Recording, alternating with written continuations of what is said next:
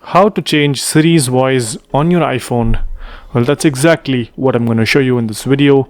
But before that, please make sure you subscribe to the channel. It helps out a lot. And with that being said, let me show you how it's done. So in order for you to change the language or the voice that Siri talks to you in, you will have to, first up, enable Siri. Surprise, surprise. Yeah. So first thing you have to do is go to settings, and in settings you can go ahead and search for Siri, or you can come to the section which is called Siri and search.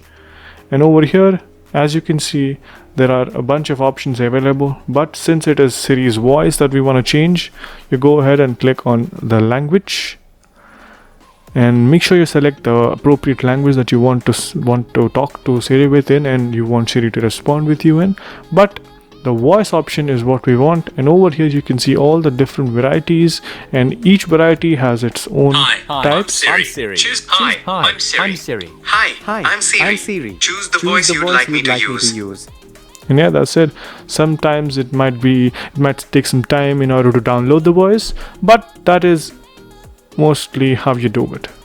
You come here and select the version or the variety you want, and select the other types of varieties that are included in that variety. Well, yeah, that's pretty much it.